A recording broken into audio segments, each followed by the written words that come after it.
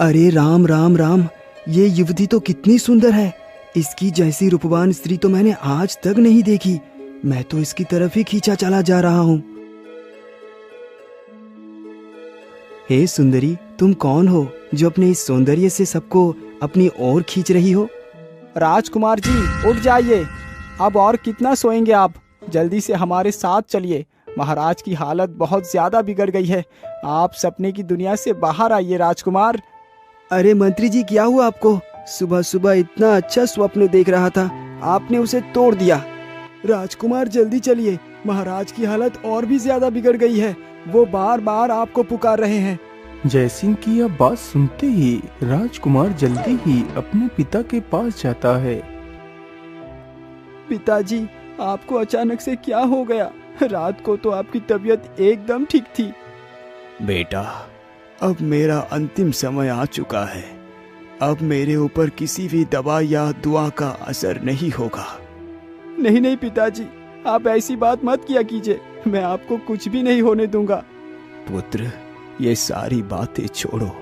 जो मैं कह रहा हूँ उसे ध्यान से सुनो। हाँ हाँ, बोलिए पिताजी, अब क्या कहना चाहते हैं? बेटा, हमारे मंत्री साहब तुम्हारे पिता के समान ही है। तुम सदा उनकी बात का सम्मान करना, उनकी हर बात को मेरा आदेश समझकर ही उसका पालन करना। हाँ हाँ पिताजी, आप जो बोलेंगे मैं वही करूँगा, परंतु आप ऐसी बातें अपने मुंह से ना निकालिए। राजकुमार के इतना बोलते ही राजा के प्राण निकल जाते हैं। पिताजी, आप इस प्रकार मुझे छोड़कर नहीं जा सकते। पिताजी। बेचारा राजकुमार अपने पिता की मृत्यु पर फूट फूट कर रोने लगता है। राजकुमार जी, संभालिए अपने आप को। यदि आप भी इस प्रकार शोक विभोर हो जाएंगे तो राज्य का क्या होगा?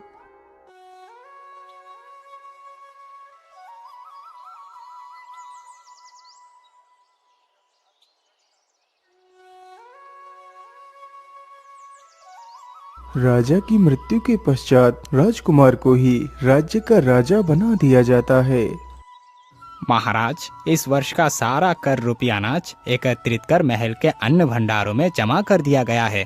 आप एक बार हमारे साथ चलकर उसे जांच लीजिए। अरे नहीं नहीं मंत्री जी, आप मेरे पिता तुल्य हैं। मुझे आपकी बात पर कोई संदेह नहीं। पुत्र, तुम्हारा इस सम्मान का मैं आदर करता हूँ, परंतु एक राजा होने के नाते तुम्हारा हर वस्तु को जांचना परखना आवश्यक है। अच्छा अच्छा, ठीक है। यदि आपकी इच्छा यही है तो हम आपकी बात नहीं काट सकते। हम आपके साथ अवश्य चलेंगे। चलिए मंत्री जी। इतना बोलकर राजकुमार मंत्री के पीछे पीछे चल देता है।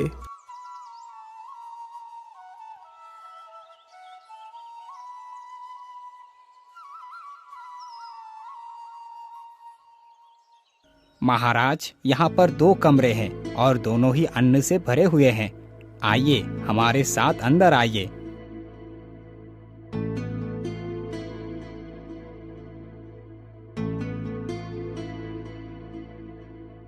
मंत्री बारी बारी से दोनों कमरों में भरे अनाज के भंडार को राजकुमार को दिखाता है।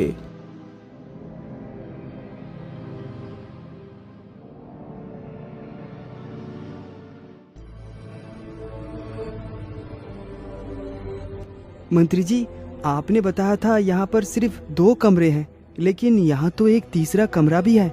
आखिर इसके अंदर क्या है?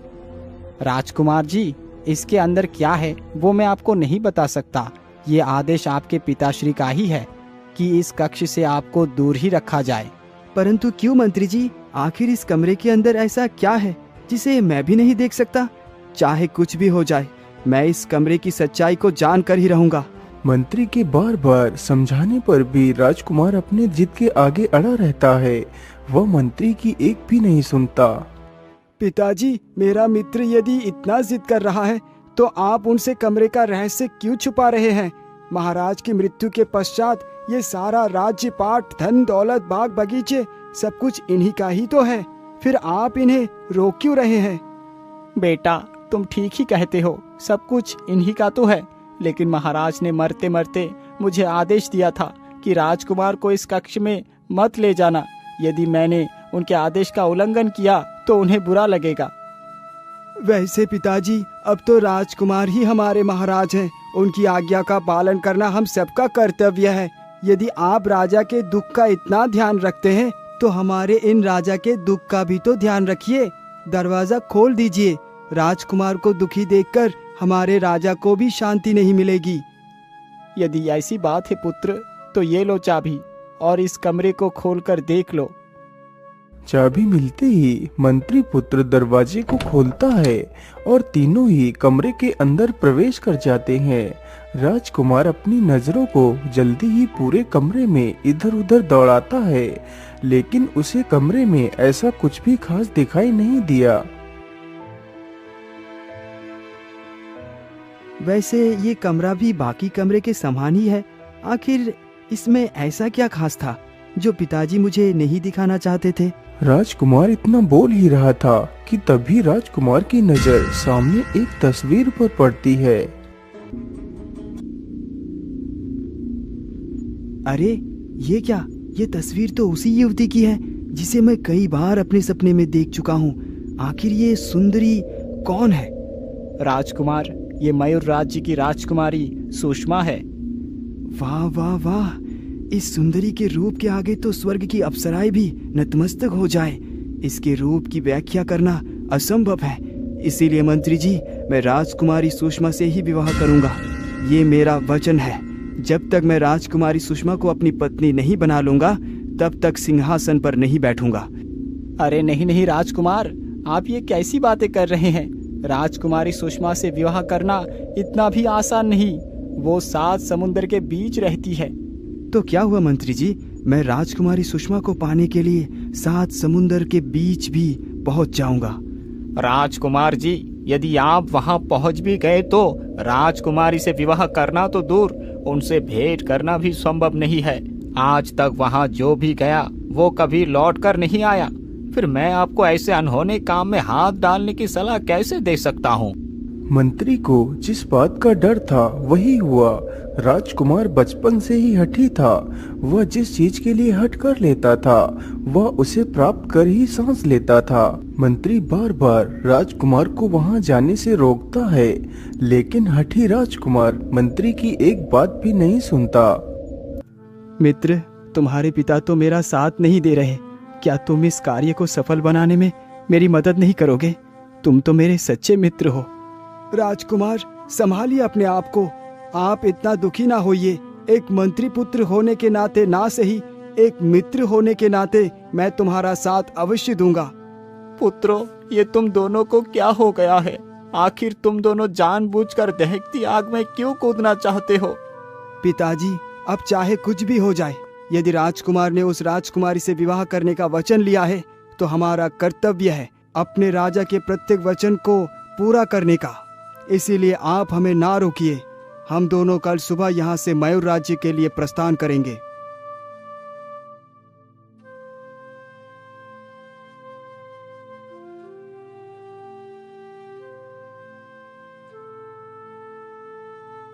अगली सुबह होते ही दोनों मित्र एक एक घोड़े पर सवार होकर मयूर राज्य की खोज में निकल पड़ते हैं।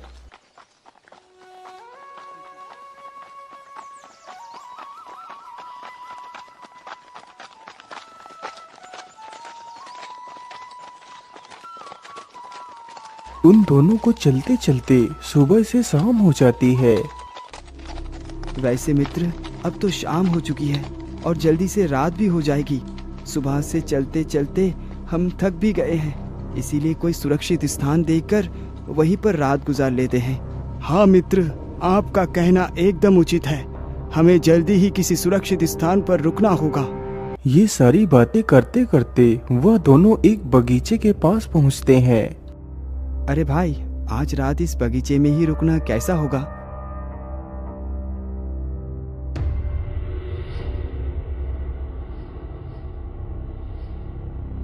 राजकुमार जी, ये बगीचा मुझे कुछ ठीक नहीं लग रहा। यहाँ का वातावरण तो कितना शांत है।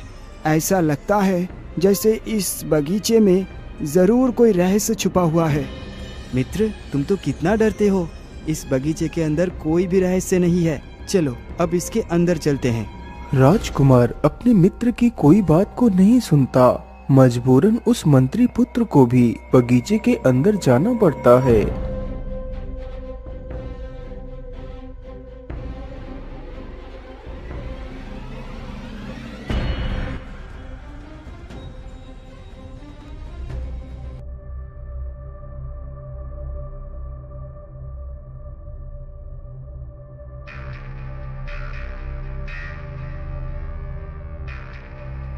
मित्र, हम दोनों अपने घोड़े को यही पेड़ के नीचे ही बांध देते हैं और दोनों इस पेड़ के ऊपर चढ़कर बैठ जाते हैं। ठीक है राजकुमार जी, जैसा आप उचित समझे। इतना बोलकर वह दोनों अपने घोड़े पेड़ के नीचे बांध देते हैं और दोनों ही पेड़ के ऊपर चढ़कर बैठ जाते हैं।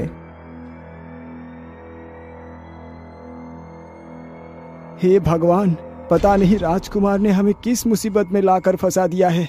काश कि मैं राजकुमार की किसी बात को ना मानता और ना यहाँ आने को तैयार होता।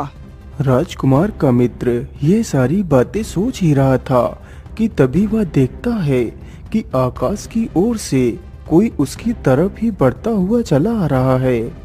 राजकुमार जी, जरा उधर देखिए, ये हमारी ओर को ही कोई बढ़ता हुआ चला आ रहा है। अब हम क्या करें? भाई तुम चिंता ना करो, ये चाहे कोई भी हो हम इसका डटकर मुकाबला करेंगे। तुम शांत हो जाओ। कुछ ही देर में आकाश से कुछ परियां उस बगीचे में उतरती हैं। अरे मित्र, ये तो परियां हैं। हाँ भाई, ये परियां ही है, लेकिन ये इस बगीचे में क्यों उतरी है? राजकुमार जी, मैं तो पहले ही कह रहा था कि इस बगीचे में चलना उचित नहीं होगा। अब तो हमने अपनी आंखों से ही देख लिया। मित्र, तुम इतना डरते क्यों हो? तुम मेरे ऊपर विश्वास रखो, सब कुछ ठीक हो जाएगा। तभी उनमें से एक परी अपनी जादुई छड़ी से उस पूरे बगीचे को रोशनी से भर देती है। कुछ ही देर में आसमान की तरफ से एक सिंहासन उड़ता हुआ उसी बगीचे में आकर उतरता है, जिस पर एक सुंदर युवती बैठी हुई थी। कुछ ही देर में वह सुंदर युवती ताली बजाती है तो उसके सामने एक परी जाकर खड़ी हो जाती है। वाहक परी, तुम जल्दी से जाओ और उस राजकुमार को लेकर मेरे सामने प्रस्तुत करो। राजकुमारी की यह बात सुनकर परी तुरंत ही उसी ओर को बढ़ने लगती है जिस ओर वह दोनों मित्र पेड़ पर चढ़कर बैठे हुए थे। मित्र, ये परी तो हमारी तरफ ही बढ़ रही है। कहीं इसे हमारे यहाँ होने का कोई सुराग तो नहीं मिल गया?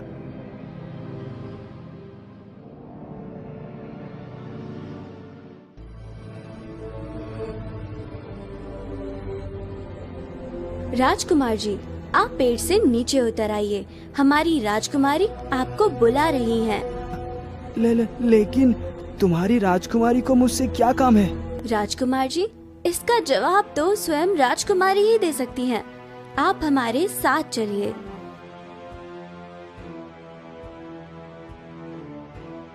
क्या हुआ राजकुमारी, आप कौन हैं और कहां से आई हैं? आपने मुझे यहाँ क्यों बुलवाया है?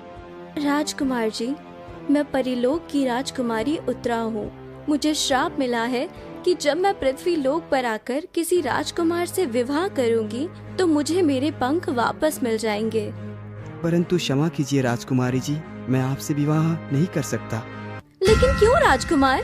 आखिर मुझ में ऐसी कौन सी कमी है कि तुम मुझसे विवाह नहीं करना चाहते? बस इसीलिए राजकुमारी कि मैंने मयूर राज्य की राजकुमारी सुषमा से विवाह करने की प्रतिज्ञा ली है, इसीलिए मैं उन्हीं के साथ ही विवाह करूंगा।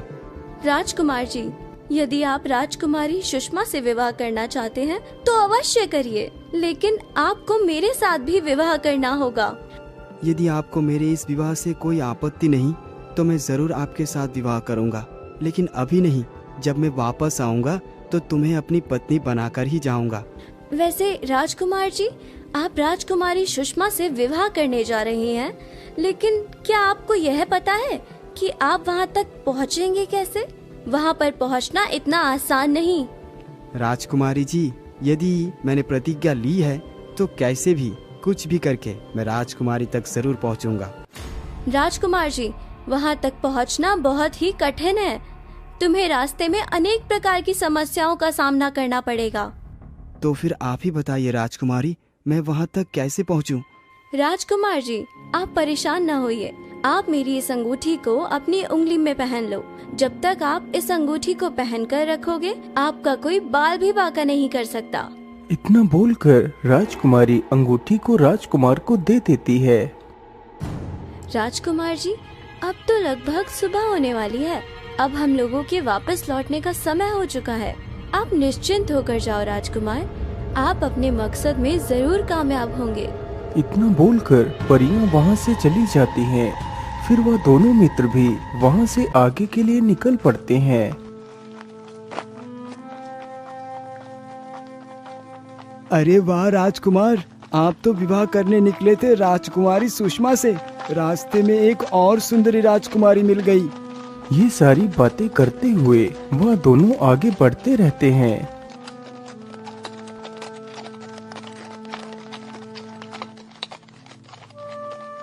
उन दोनों को चलते चलते सुबह से शाम होने वाली होती है।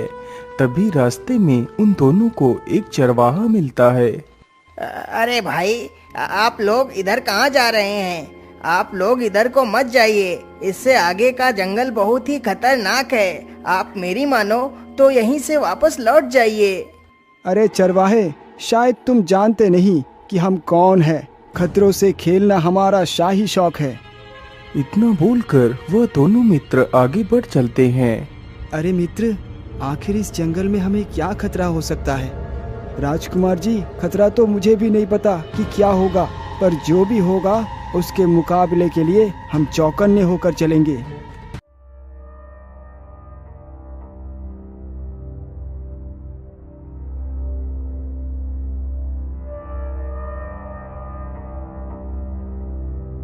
वह दोनों चलते चलते घने जंगल के बीच से गुजरते हैं। धीरे धीरे अंधेरा भी काफी हो चुका था।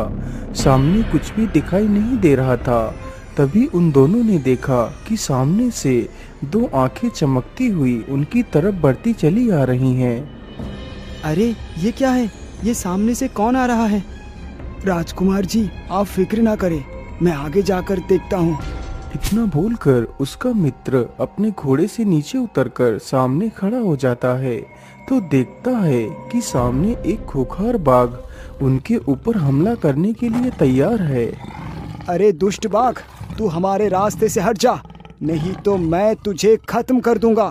तभी वह बाघ उसके ऊपर हमला कर देता है तो मंत्री पुत्र अपनी तलवार से बाघ को काट देता है। वाह वाह मित्र, मुझे आज पता चला कि तुम कितने बहादुर हो। तुम्हें तुम्हारी बहादुरी का इनाम जरूर मिलेगा। राजकुमार इतना कह ही रहा था कि तभी आसमान में से बिजली कड़कने लगती है। देखते ही देखते तेज हवाओं के साथ बारिश शुरू हो गई। अरे ये क्या हो गया? अभी कुछ देर पहले तो मौसम एकदम साफ था, अचानक से बारिश कहाँ से आ गई? राजकुमार जी, हमें जल्दी से कोई सुरक्षित स्थान ढूंढकर रुक जाना चाहिए। हाँ, हमें जल्दी ही यहाँ से निकलना चाहिए। फिर वह दोनों मित्र जंगल में कुछ दूर आगे बढ़ते हैं। कुछ ही दूर चलने पर उन्हें एक झोपड़ी दिखाई देती है। जय सिंह, जरा उधर देखो, यहाँ पर तो एक झोपड़ी है। चलो आज रात इसी के अंदर चलकर गुजारते हैं। राजकुमार की इस बात को सुनकर दोनों मित्र अपने घोड़े से नीचे उतरकर झोपड़ी के अंदर चले जाते हैं।